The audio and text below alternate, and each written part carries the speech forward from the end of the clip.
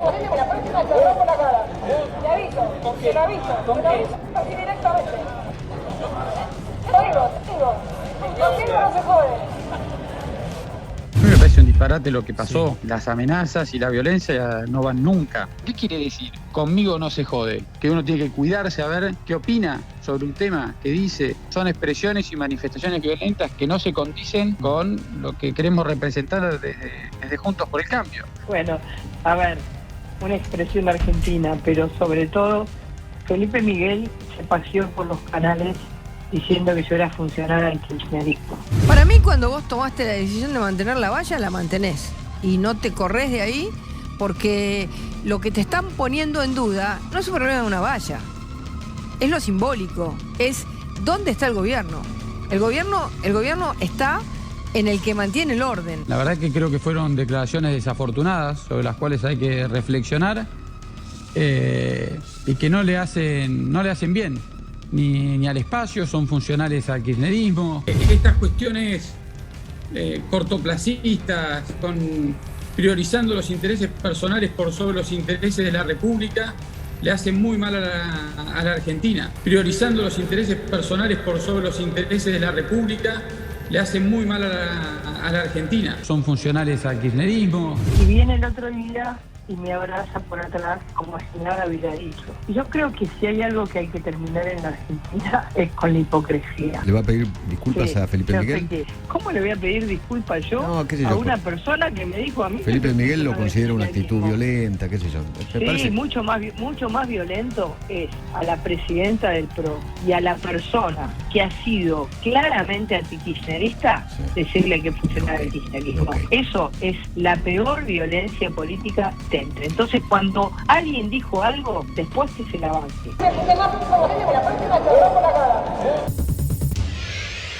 ¿Qué tal? Muy pero muy buenas noches, bienvenidos a Desiguales. Bueno, cuánta cosa acá, ¿no? Es cierto que la interna del oficialismo es muy importante, la venimos charlando hace mucho tiempo. Ahora, esta situación dentro de la principal coalición opositora en la Argentina, primero que está tapadísima en general en la agenda de medios hegemónicos. Alguna razón efectivamente hay, pero después tiene otro elemento, tiene un componente que es absolutamente distinto a lo que pasa en la interna del oficialismo, y es el rol que cumple la violencia.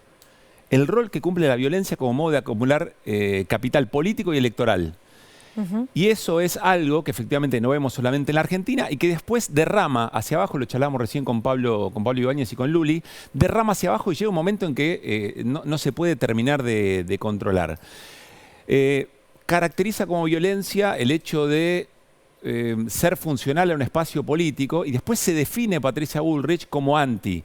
Otra vez, ¿no? Si hay un común denominador que preocupa en este momento a las democracias occidentales, es la construcción de la virtud política a partir del anti el otro, ¿no? De la negación del otro en última instancia. Y también nos preguntamos, ¿quién gana con esto? ¿Ganan los halcones que efectivamente se referencian como tales y de esa manera construyen su espacio político, o ganan las palomas que también se diferencian de ese sector y que en esta escena quedan evidentemente pasada por arriba por alguien como Patricia Bullrich? Bueno, en esta situación está la interna de la oposición, y hay que ver, haya paso, no haya paso, hay que ver cómo efectivamente esto se resuelve con virtud política y no haciendo de la violencia el elemento que termine, la violencia además hacia un otro político, ¿no? Caracterizado como enemigo.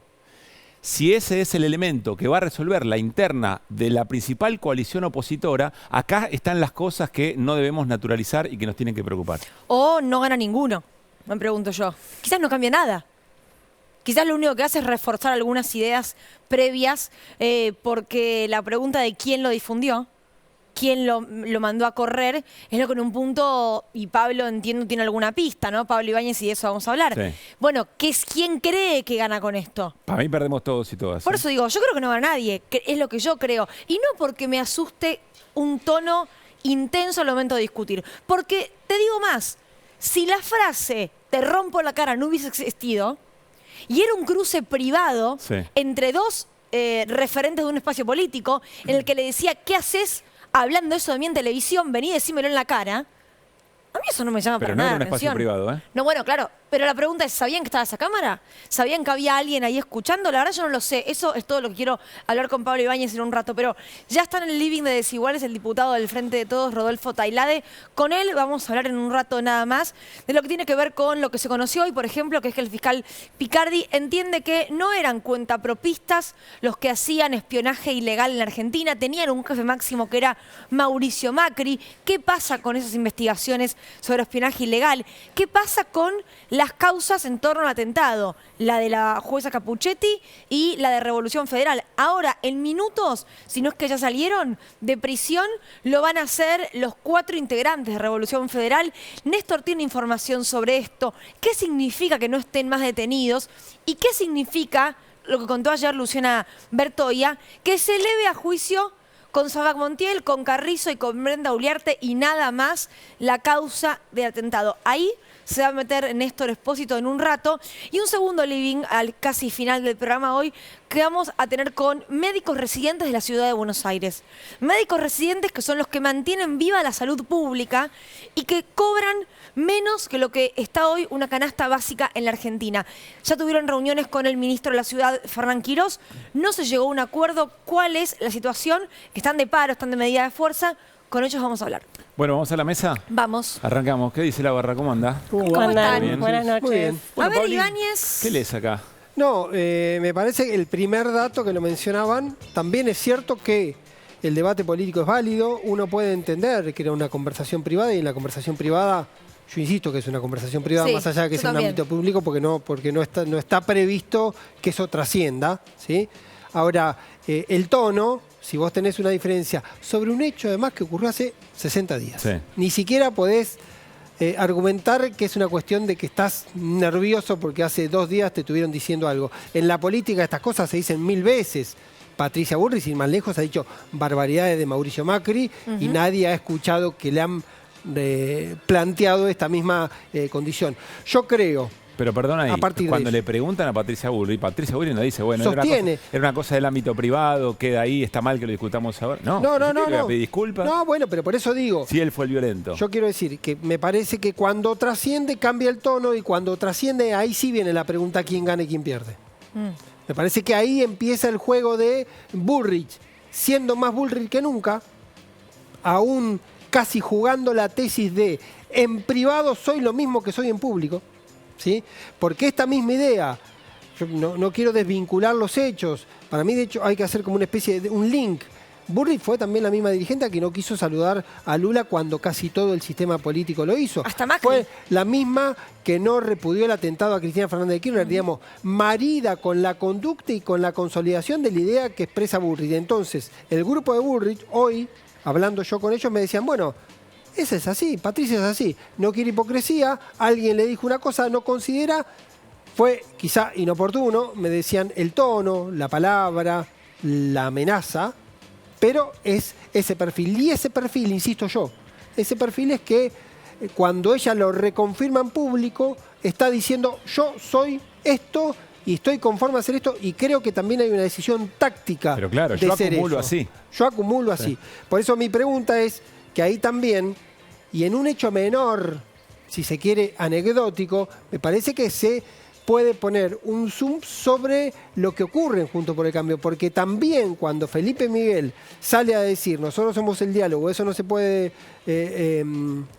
aceptar, está jugando también el rol auténtico de Larreta, o por lo menos de lo que Larreta quiere vender, o de lo que quiere presentarse. Y mi pregunta, por eso hoy hablamos de derramar, ¿cómo en algún momento, si uno considera que faltan 8 meses para la PASO, que la campaña casi uno podría decir que todavía no empezó, Formalmente no. que puede ser que en algún momento Bullrich y Larreta vayan a una competencia por ver quién es el candidato a presidente y 8 meses ya pasa esto?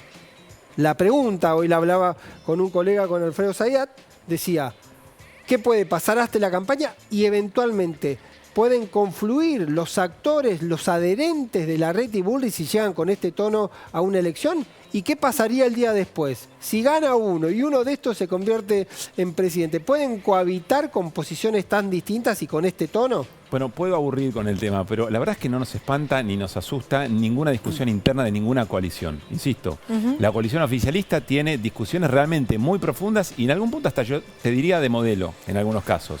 Ahora, acá el elemento de acumulación es la violencia. Esto es lo que creo que no debemos dejar de alertar, porque si lo que va escalando y mejora la posición de uno es efectivamente que se presenta más violento contra un adversario político que entiende como enemigo, es un problemón. Bueno, pero entonces volvemos a la pregunta inicial. Si era una charla privada, ¿quién la filtró?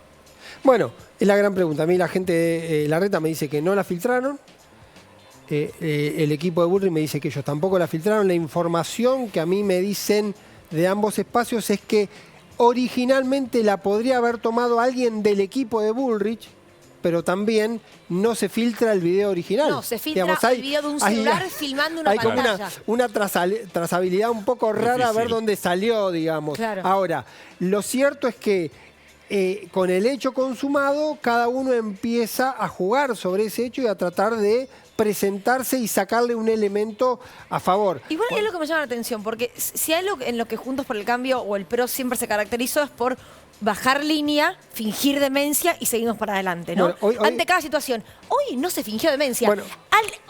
Esto se conoció, no sé, a las 9:30 de la mañana. 10 menos cuarto ya habían hablado Bullrich y Felipe Miguel y seguían dando notas en más medios. Porque capitalizan los dos. Bueno, entonces Porque hay algo que cambió. También hay una idea de que la conversación sobre eso, en definitiva, pone el eje en Juntos.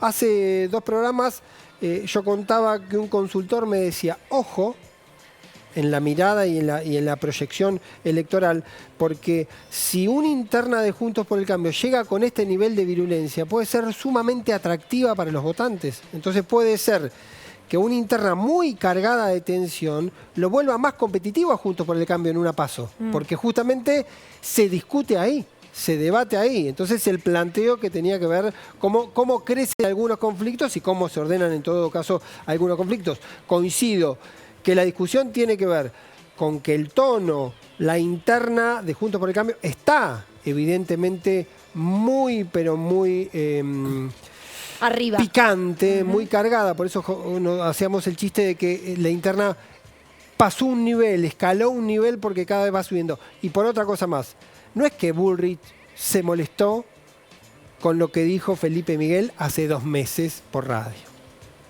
Bullrich viene molesta por lo que está pasando, porque hay una pelea por dirigentes, porque hay una pelea, un dirigente está con uno y te puedes mostrar, si va Bullrich no te muestres, si va Larreta no te muestres.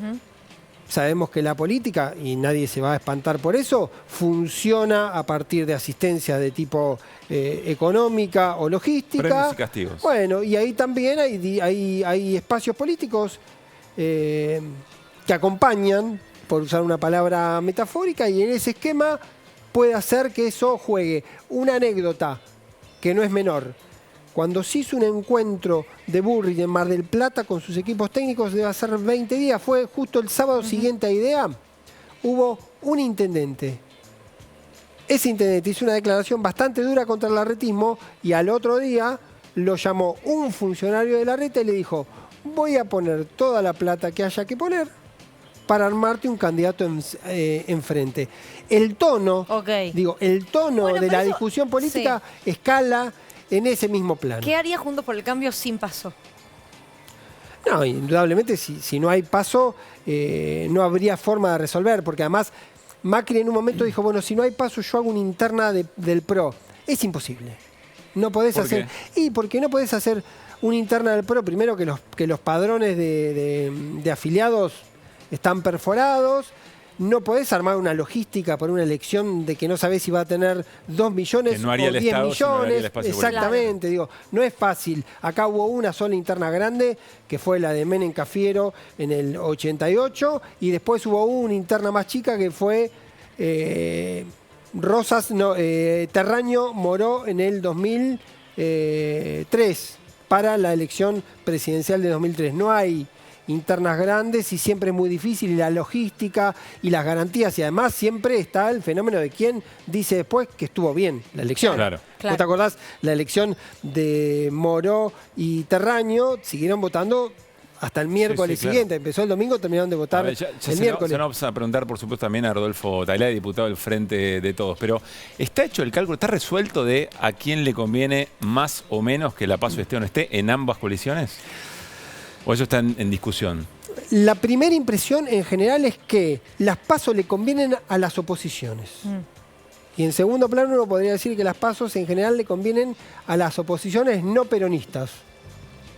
¿Sí? Porque aún siendo oposición, el peronismo tampoco se ha beneficiado de la PASO. Las últimas 2 PASO, donde el peronismo era oposición, 2017 y 2019, entre la PASO y la general se alineó el voto útil más a favor de Juntos que a favor de Unidad Ciudadana en su momento o del Frente de Todos. Por lo tanto, en cuanto a constelaciones políticas, siempre ha, por lo menos puede decir, perjudicado más al peronismo. Dentro de la disposición interna, uno puede imaginar que a los que tienen mayor poder de decisión, que no haya PASO, debería beneficiar a Cristina porque tiene mayor poder de decisión, Claro. mayor convocatoria y mayor poder político.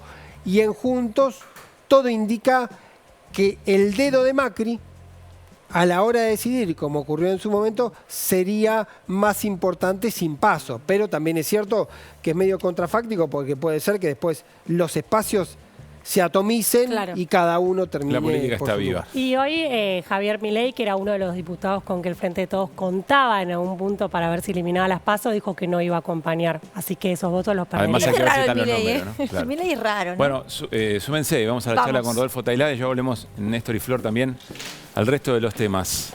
Arranquemos por ahí entonces. ¿Qué tal, Tailade? Hola, ¿Cómo le va? muy ¿Cómo bien. estás? Hola. Gracias por venir. ¿Paso, no paso? ¿Elecciones de medio término, sí o no? ¿Está esa discusión sobre la mesa o es algo por ahora solamente mediático? Yo no participo de ninguna discusión en esos temas, así que puedo tener una opinión respecto de las ideas o de las iniciativas, pero la verdad que no sé en qué está, si hay chance que avance. ¿Y qué opinión tiene? La opinión es que si nosotros no gobernamos como tenemos que gobernar, paso, no paso, intermedia, no intermedia, no tiene mucho sentido pensar en eso. Tenemos que pensar en cómo bajar los 6 puntos de inflación por mes.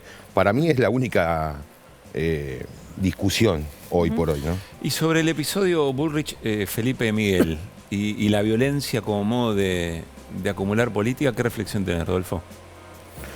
Bueno, por un lado me parece que está muy claro que la presidenta del principal partido político de la oposición no tiene demasiadas convicciones democráticas, evidentemente, ¿no? A lo largo de su vida y ahora con estos desafíos a la convivencia como hace permanentemente. Con lo cual, por supuesto que que repudio estos episodios de violencia.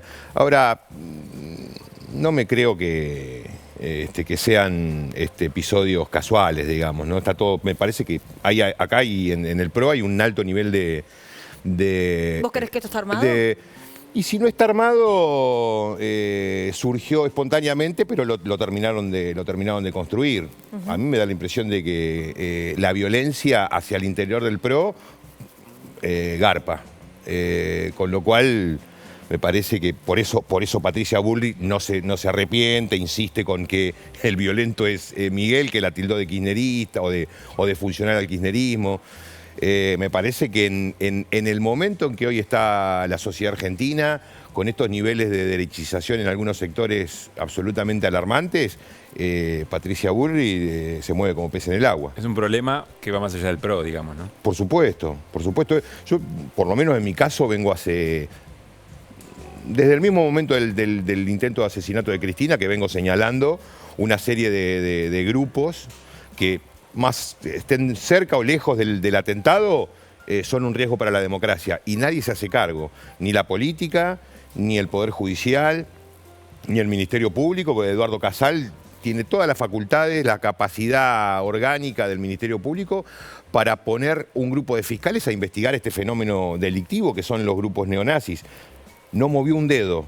no se les conoce la voz desde el 1 de septiembre a Casal, no puso un fiscal para ayudar a Rívolo, ponele, aunque sea, por más que Rívolo esté paveando también en la causa, pero por lo menos mostrá que tenés un interés en llevar adelante una investigación de tanta gravedad. Y sin embargo no pasa nada, ¿no? Ahora, justamente, y Néstor, sumate con esto.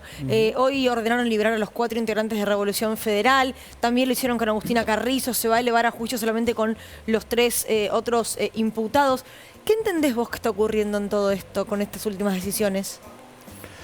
Mirá, la Cámara Federal, en las 2 resoluciones, por un lado en la marcada de cancha a Capuchetti, por si la verdad que no hacía mucha falta, pero le dice que no vaya mucho más allá de los copitos y que rápidamente la mande a juicio oral. Algo inédito en nuestro país, ¿no? Ninguna causa penal tarda menos de 2 o 3 años en llegar a juicio oral y estos 3 sujetos, por ahí la causa más importante que tiene la democracia desde AMIA, dice que la cortemos rápido y que vayan a un juicio oral.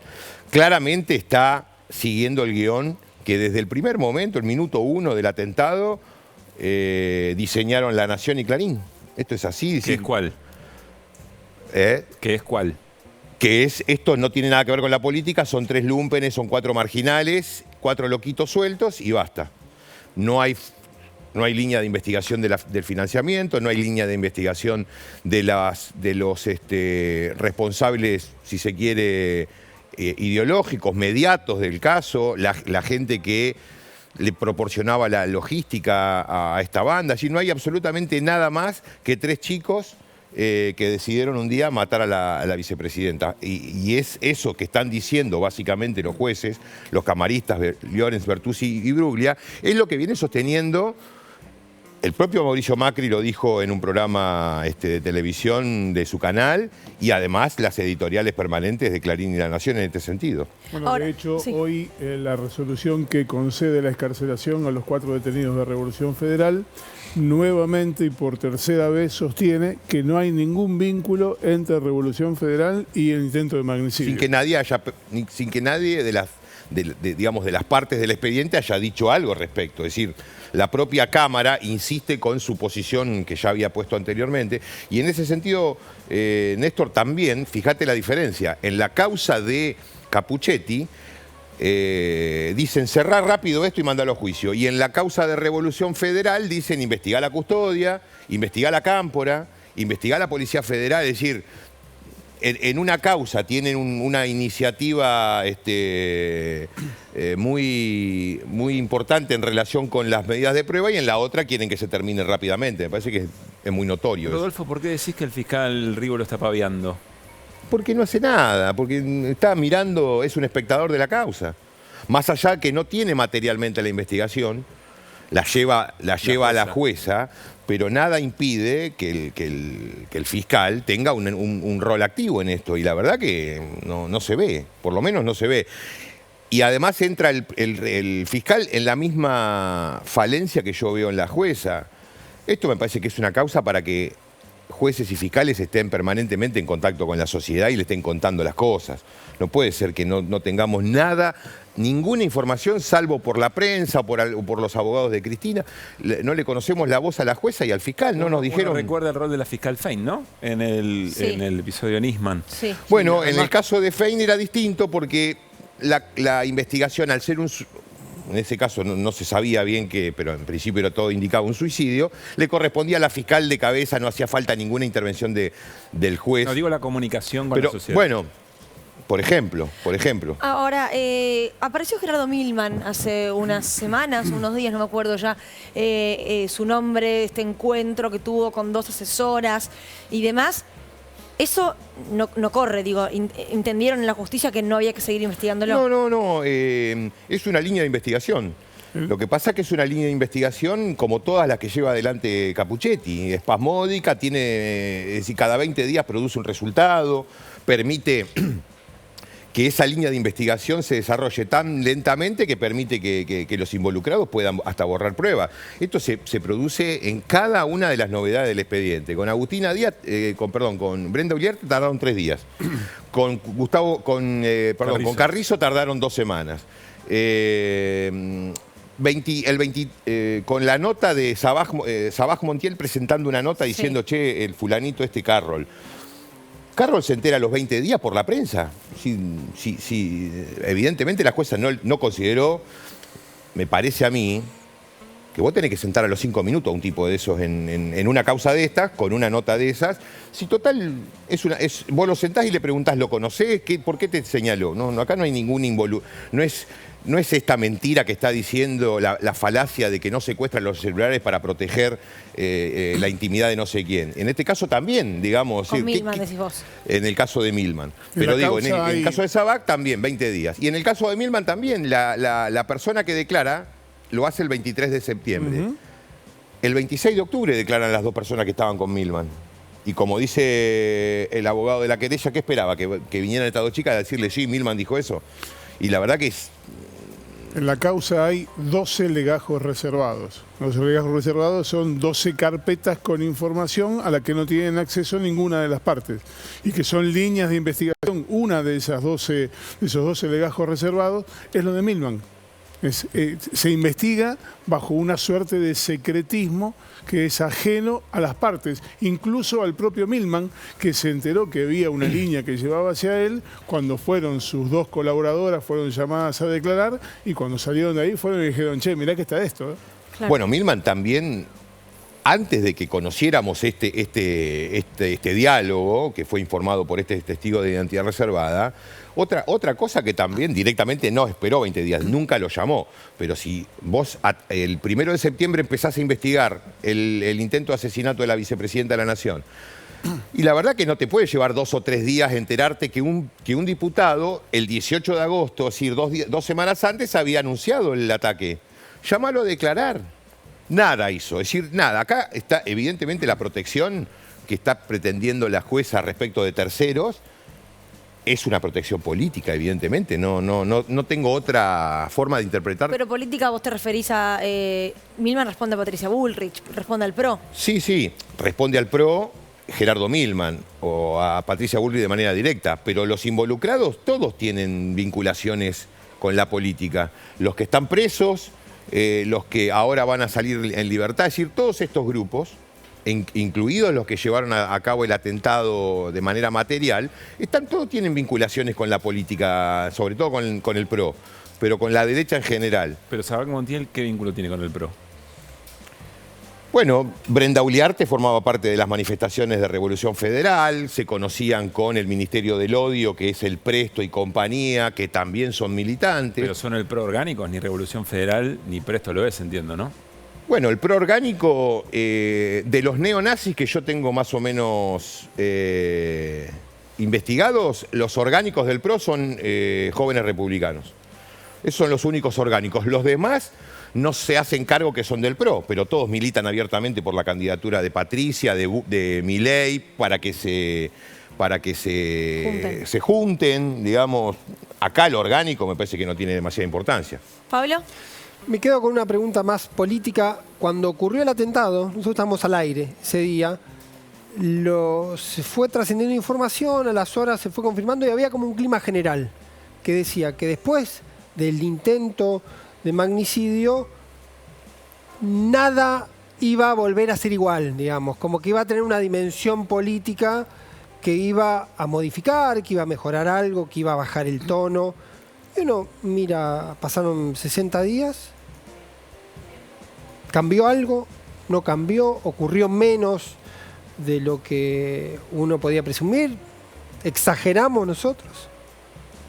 No, yo creo que no cambió nada, al contrario, empeoraron las cosas. Es decir, a una dirigencia política por ahí polarizada, que de alguna manera es reflejo también de una sociedad, pero por ahí no sé si es exactamente el espejo. Pero una dirigencia política polarizada, todavía esa grieta se profundizó más. Hubo sectores que directamente no quisieron repudiar el atentado. La presidenta del principal partido de la oposición no quiso repudiar el atentado. En el Senado ya directamente ni los radicales se quisieron sentar a votar un proyecto de resolución. La verdad, me parece que las cosas van para peor. A ver, Rodolfo, en ese sentido... No se tranquilizaron. Vos decís, si es en función de lo que actúa la jueza, si es en función de lo que actúa el jefe de los fiscales, si es en función de los recursos que le da la Corte a la jueza para que trabaje, si es en función de cómo reacciona cierto sector de la política, en la Argentina nadie atentó contra la vida de la vicepresidenta. Sí, o en todo caso fue un crimen común, digamos, un episodio que no se le tiene que dar más importancia que se le da a cualquier intento de homicidio. Ese es el enfoque, evidentemente, que hoy tiene Comodoro Pi. Una estrategia que, en definitiva, es relativizar el hecho, sacarle gravedad para llegar a la impunidad. Por eso, digamos que esto hay que analizarlo en su conjunto. El juez Llorens, en solitario... rechazando la unificación de las causas, es decir, y después ya con el apoyo de los otros dos. Hoy, sin que nadie le preguntara nada, salieron a decir que esto sigue sin haber elementos que vinculen una cosa con la otra. Llorens pidiendo la detención de la vicepresidenta en una causa, te diría, un cachivache, ¿no? Que le llevaban diarios en avión al sur. Ni siquiera Bertuzzi y Bruglia se animaron a poner que tenía que ser detenida la vicepresidenta. Y digamos, es una línea de tiempo que viene desde el fallo del contapropismo en adelante. Hay una andanada de fallos que claramente están desbocados los muchachos. Néstor. Hoy pasó algo escandaloso en el marco de la causa Cuadernos. Hoy se conoció un informe, quiero citar el nombre, es el comisario Alejandro Matías Centofanti, es el titular de la División Escopométrica de la Policía Federal Argentina. Declaró ante el juez Marcelo Martínez de Giorgi y elaboró un informe que sostiene básicamente que de los 8 cuadernos que están elevados a juicio oral y público, el cuaderno número 7, es trucho. ¿Qué dice concretamente? Es que ese cuaderno fue escrito de un tirón y de corrido de una sola vez. Pese a que dice que el día tal, Centeno fue a tal lugar, y el día siguiente, el día 5, fue a tal lugar, y el día 9 fue a tal lugar, y el día 25 fue a tal lugar, no se escribió el 1, el 5, el 7 y el 25. Se escribió todo de corrido. Y eso es lo que demuestra el análisis que le fue encargado a este señor, que es un comisario especializado de la Policía Federal en este tipo de experticias. En condiciones normales, ese cuaderno debería ser considerado nulo como prueba. Bueno, ya veníamos de algo similar. Recuerdan que habíamos contado que un peritaje había sostenido que el empresario Armando Lawson, titular del grupo Albanesi, que no se dedica a la obra pública, sino que se dedica al negocio de la energía, había sido incluido artificialmente en tachaduras, enmiendas y sobreescrituras en los cuadernos para involucrarlo. Había también allí una irregularidad grave por la cual Lawson pidió la nulidad de la prueba que lo incriminaba. Esto que vas a ver es un fallo que firmó hoy el juez Julián Ercolini, y sostiene básicamente que es cierto, le pidieron de parte de Lawson la nulidad del material probatorio, esto es el cuaderno, porque tenía irregularidades que la propia justicia reconoció. Vamos a ver la siguiente placa. Porque el juez le dice que se observa claramente que la imputación efectuada a Lawson no está solamente cimentada en las anotaciones que fueron adulteradas, sino que hay menciones que no están adulteradas ni tachadas. Es decir, en el mismo cuaderno hay irregularidades, pero también hay otras anotaciones. Hay verdades. ¿Y qué es lo que resuelve el juez Ercolini? Mira, lo vas a ver en esta última placa. Sostiene que se contaba con otras anotaciones que fueron referenciadas donde se mencionaba al imputado o a su empresa, respecto de las cuales no hay ninguna enmienda. Entonces, pese a que reconoce que el cuaderno está adulterado, lo acepta como prueba y decide seguir adelante en la imputación contra el propio empresario. Rodolfo. Mira, el tema cuadernos me parece que va a ser motivo de escándalo. No solo por todas estas cuestiones vinculadas a la adulteración de los cuadernos, sino porque el tribunal oral que supuestamente va a intervenir en la causa, en el juicio oral, por el caso cuadernos, primero está integrado por Germán Castelli, que es un juez trucho. Es Bruglia, Bertuzzi, Castelli, acuérdense. Lo que pasa es que siempre nos quedamos con Bruglia y Bertuzzi. Sí, puestos a dedo. Germán Castelli también. Por lo tanto, es inaceptable que ese sujeto esté en el marco de ese juicio oral como juez. Discúlpeme, diputado, la semana pasada la Corte Suprema equiparó la situación de Castelli a la de Bruglia y Bertuzzi, dijo que tampoco él debió haber estado. Claro, digamos, pero la Corte Suprema dice, sí, tienen razón, pero marche preso, porque, digamos, dijeron que Bruglia, Bertuzzi y ahora Castelli son jueces truchos y hace 2 años que ni siquiera el señor Rosati se sienta en el Consejo de la Magistratura a destrabar el concurso, que ya está cerrado, digamos, como para designar a los reemplazantes de Bruglia y Bertuzzi. Y siguen tomando decisiones muy caras en términos institucionales. Pero todas estas que venimos diciendo son de esta sala trucha. Entonces decía, por el lado del tribunal, que es un escándalo, Castelli como juez, pero lo más escandaloso es que los 3 jueces del tribunal oral, Castelli, Canedo y Mendecignori, no le quieren entregar los cuadernos originales a la gente que quiere hacer la pericia privada, sobre claro, una pericia definitiva, no sobre imágenes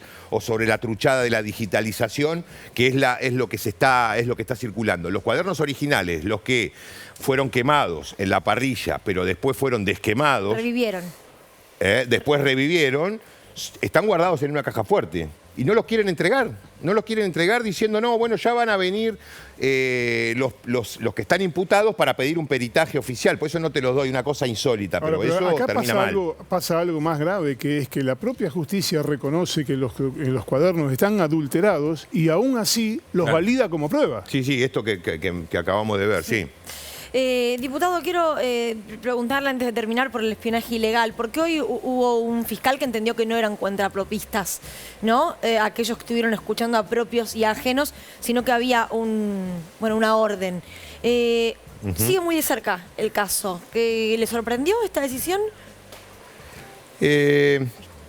No me sorprendió. Lo que pasa es que había tantas causas de espionaje que le había perdido un poquito el registro a esta. Esta es sobre el Patria. Exactamente. ¿No? Espionaje a Cristina en el Patria. Espionaje a Cristina en el Patria y en su domicilio, en Juncal. Son las dos. Pero ¿por qué en un primer momento me llamó la atención? Porque esta denuncia, la del Patria, fue en 2018.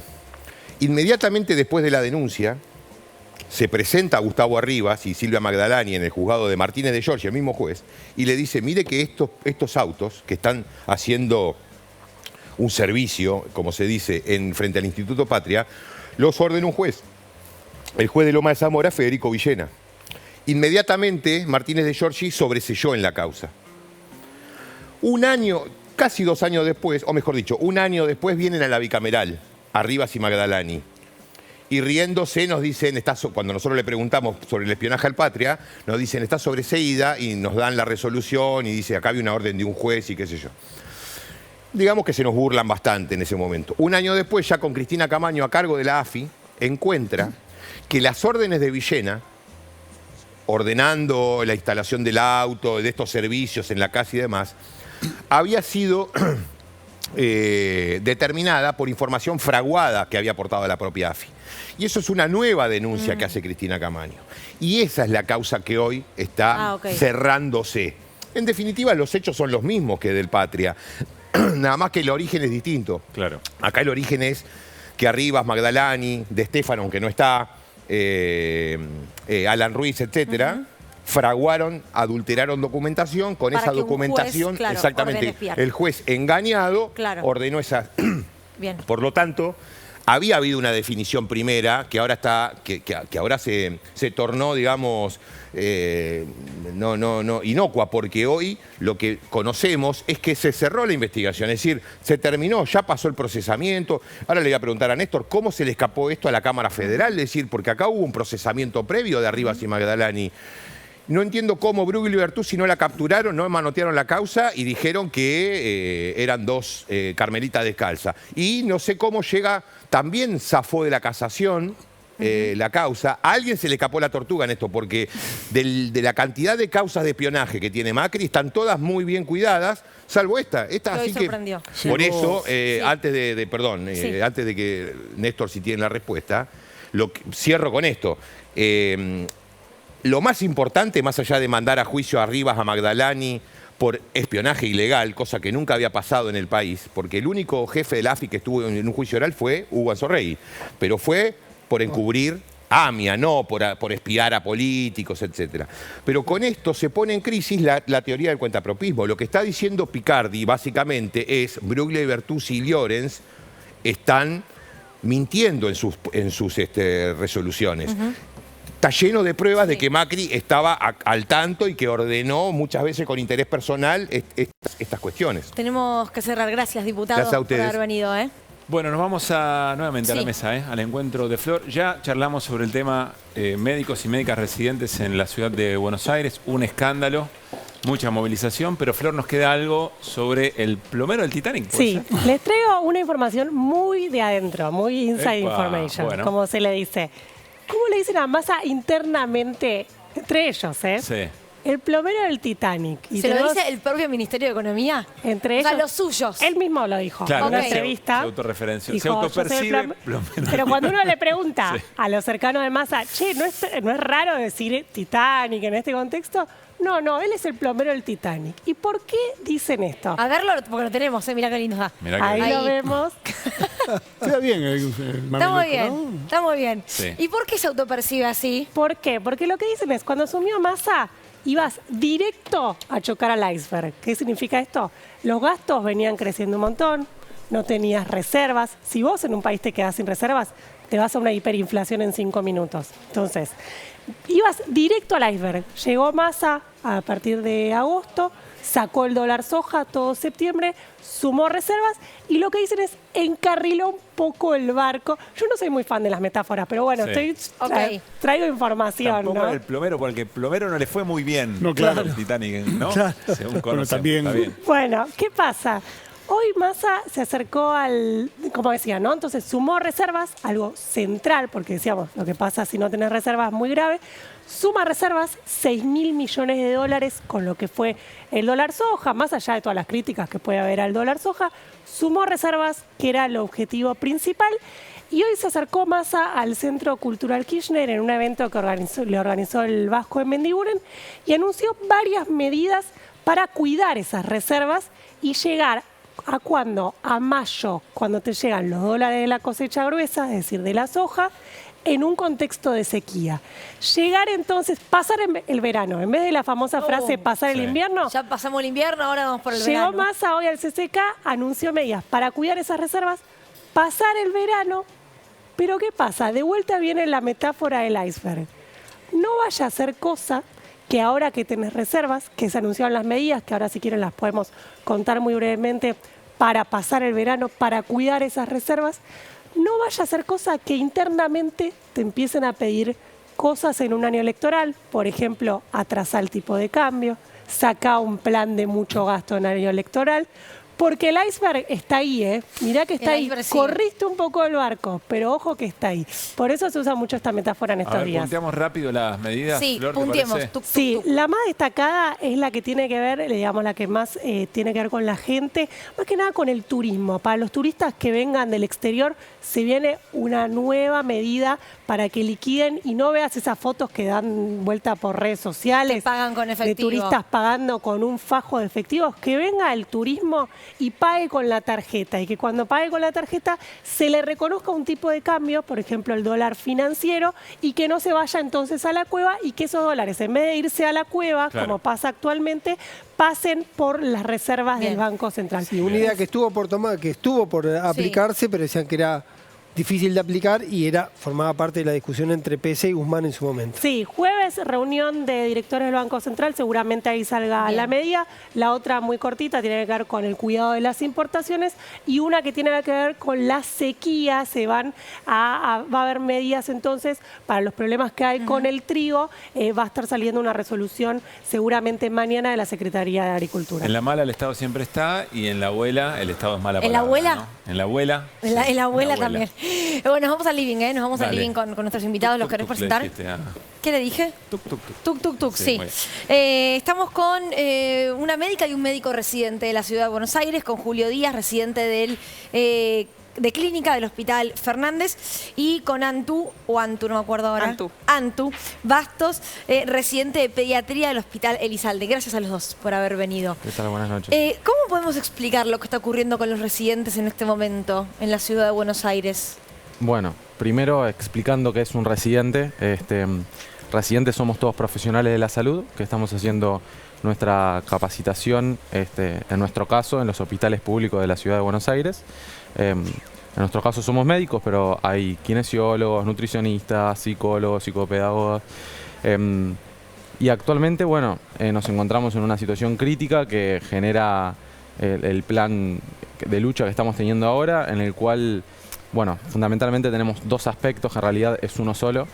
Por un lado, nos estamos movilizando por la salud pública y por una recomposición salarial. En cuanto a la salud pública, lo que vemos es que cada vez hay menos vacantes para residentes y concurrentes. Los residentes y concurrentes, como te decía, somos todos profesionales de la salud, que actualmente somos la fuerza de trabajo del hospital público. Sostienen la salud pública. Hoy Exactamente, exactamente.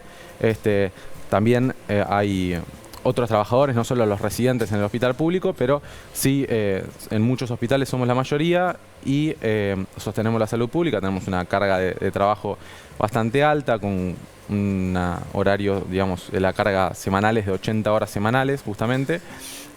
Mensualmente serían 360 horas, con guardias de 24 horas, en algunos casos hasta 36 horas. O sea, hacen guardia 24 y después tienen que seguir cumpliendo con el resto de los servicios, digamos. Muchos compañeros no tienen el descanso post-guardia, por lo cual exactamente sucede lo que comentás. Hacen la guardia de 24 horas y al día siguiente tienen la jornada laboral. Estos son entre 6 y 8 guardias mensuales, en algunos casos llega hasta 10 guardias mensuales. Y bueno, viendo que recortan también en la vacante de residentes y concurrentes, que somos, como te decía, la fuerza laboral del hospital público, es que nos movilizamos por la salud pública. Y por otro lado, que también toca el mismo punto, no solo vemos que hay recorte en las vacantes, sino también el recorte llega a nuestro salario. Actualmente un residente está cobrando entre 280 y 380 pesos por hora, con esta carga horaria que te decía. Perdóname? Entre 280 y 380 pesos por ¿Y hora. eso al mes cuánto sería? En mano. El último mes fue 120.000 pesos para un residente de primer año. O sea, es un profesional de la salud, un médico, un kinesiólogo, un psicólogo, que trabaja muchísimas horas, que duerme en el hospital y que cobra 120.000 pesos. El último mes fue... ¿Cómo hace para pagar un alquiler? Bueno, es justamente por lo cual nos estamos movilizando. Nos inquieta porque es difícil llegar a fin de mes. En nuestro caso, el caso de los residentes y concurrentes, tenemos un contrato de exclusividad, por lo cual, más allá de que no nos da el físico ni las horas del día como para trabajar en otro lugar, Lo tienen prohibido, además. lo tenemos prohibido. Y en el caso de los otros trabajadores de los hospitales, que vendrían a ser los médicos de planta, que tienen otro proceso de elección, digamos, necesariamente caen en el pluriempleo. Antu, hasta hace muy poquito nos rompíamos las manos en los balcones, funcionarios y funcionarias también, por el rol que cumplieron en la pandemia. ¿Qué les dicen desde las autoridades del gobierno de la ciudad? Bueno, en su momento, mientras era la pandemia, todos nos agradecían muchísimo, todos salían a aplaudir, cosa que para nosotros la verdad que era muy importante, pero la verdad es que hoy no tenemos ningún tipo de respuesta. En su momento parecía que éramos súper importantes, nos consideraban esenciales. Y somos los mismos profesionales que en su momento estábamos atendiendo en la pandemia, que hoy no estamos llegando, como decía Julio, a fin de mes. Quería aclarar también que no solo somos residentes, sino también el reclamo es de los concurrentes, que son compañeros que también son profesionales recibidos de la facultad, de distintas áreas, pero la diferencia es que los concurrentes no cobran ni un solo peso por el trabajo que hacen. Es como que les dicen, mañana laburar gratis. Claro. Te necesitamos, ¿no? Sí, completando la formación, pero sosteniendo el sistema, ¿no? Tal cual. Sí, pero completando la formación al mismo nivel que un residente. Digo, Sí. porque no tuvieron un buen número en un examen nada más. Sí, ¿Es más por o cómo menos. rindieron o no? Sí, es verdad, pero hay ciertas especialidades que tienen muy poquitos cupos. Entonces, Claro, psicología, por ejemplo. Psicología, el 80% de los profesionales de salud mental son concurrentes. O sea, capaz que al profesional le fue muy bien en el examen y sin embargo no Claro. llegó, pero porque hay muy pocos cupos. ¿Hay riesgo en función de esto? Porque me imagino que alguien que va a estudiar medicina en estas condiciones se desalienta también. No es que se hace por vocación. Si no es imposible, pero ¿hay riesgo de que nos quedemos sin médicos y médicas? Bueno, actualmente lo que está pasando, este año pasó algo que no venía pasando, por lo menos a este nivel, y es que hay muchos profesionales que rindieron examen de residencia, pero hay muchísimos también que eligieron no hacerlo, porque justamente no es redituable hacer una residencia y menos una concurrencia.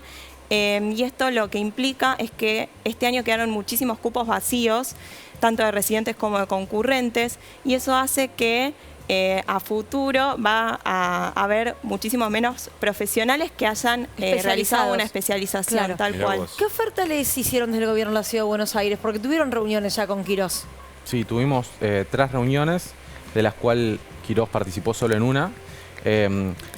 Por ahora, la única oferta fue adelantar las paritarias que estaban pactadas hasta diciembre, lo cual se traduce en un sueldo bruto de 160.000 pesos.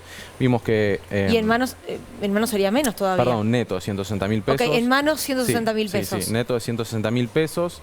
Y bueno, con esto también hubo alguna repercusión porque vimos que el ministro salió en varios medios a decir que el sueldo que habían con mucho esfuerzo alcanzado era 197.000 pesos, sin explicar que en realidad esto era el bruto, que en manos terminan traduciéndose en 160.000 pesos, y en este caso, en vez de cobrar entre 280 y 380 pesos la hora, se traduce a 400 pesos la hora. Que igual lo es cual muy poco. También, muy poco.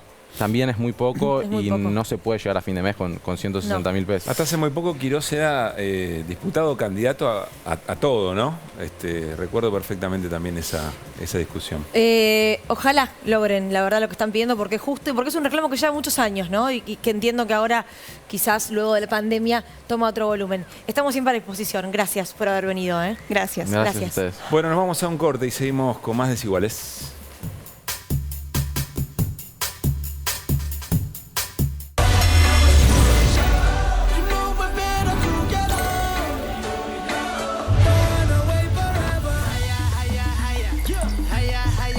Para ser competitivos en la industria es necesario contar con una flota de vehículos acorde a los tiempos que corren.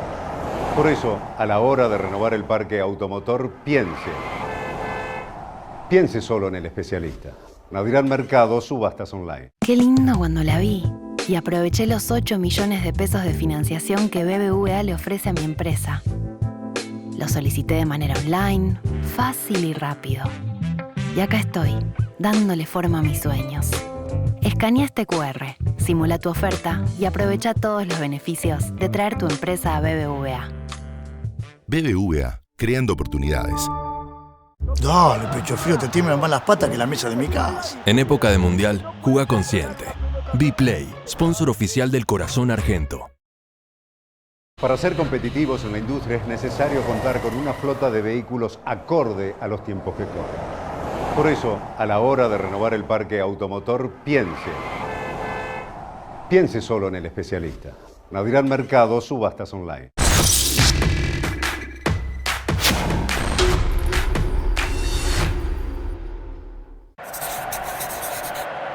La televisión pública presenta Mundialitas.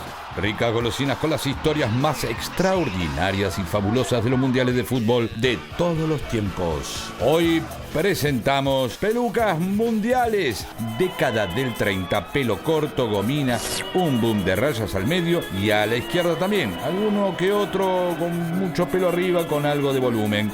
Década del 60, pelo no muy corto, seco y no aplastado. Cero pelota al look, muy aburrido, peine de bolsillo y a la cancha. Ratín fue el más peludo. 1974, a tono con sus colegas europeos, peinado acampanado hasta el ridículo, Heredia, Houseman y Babington son los mayores exponentes. En 1978, versión libre, un mix de reminiscencias estilísticas del 74. Ardiles, peinado achatado, Ardines, peinado con alerta, como se decía en esa época. 1986, algo crespo y una especie de melenita con un toque post-punk edulcorado. Valdano, Cuchufo, Ruggeri y Burruchaga, tonalidades libres, puntas florecidas. Las lanas de los 92.000, transición con abundancia de pelambres estilo Batistuta, Canigia y Sorín. En el medio, recuerden aquella orden de pasarela para pasar por el coafer. Llegamos a la era Scaloni. Pelo a la mínima, techito arriba y nada de costados. Imposible distinguirlos desde la última bandeja. Aquí, el Dream Team de las pelucas nacionales. Vamos, Argentina. Eso sí, no me pidan que cabecee, como decía aquella hermosa y recordada publicidad. Esto fue Mundialitas, exclusivo para la televisión pública. En cualquier momento volvemos con más grajeas de los mundiales de fútbol de todos los tiempos.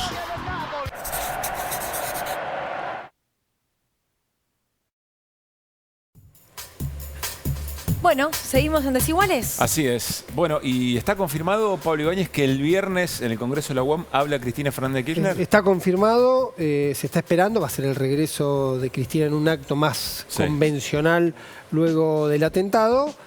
Ocurrió además luego de que Sergio Massa hable de esta idea del congelamiento de precios, sobre que sería a partir de diciembre, y hoy arrancó una campaña promovida básicamente el sector del Frente de Todos, armada por equipos de la Cámpora respecto al aumento de precios. Si aumentó, no compres, que me parece que hay que leerlo todo junto, porque se estaba esperando cuál va a ser el tono de Cristina.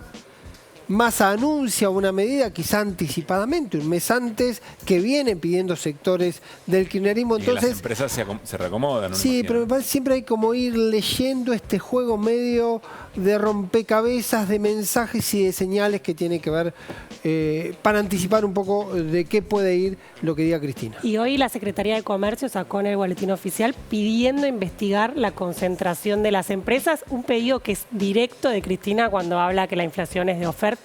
Bueno, ahí hay un guiño de Massa al pedido de Cristina. Muy bien. Bueno, Néstor, caución juratoria. En este momento están saliendo los 4 de Revolución Federal caminando del penal de Ezeiza. Muy bien. Libres. Bueno. Libres. Sí, claro. Mucha información, lindo programa hoy, Lu. Sí, lindo. ¿Qué hora es? Ya son 22 sin punto, ahí estaba viendo. Podemos ir yendo, che. Sí, nos tenemos que ir yendo a comer. Tengo un hambre hoy. Hoy tengo un hambre, te lo dije desde temprano. Nos vamos. Tú. Arroz, pollo, huevo.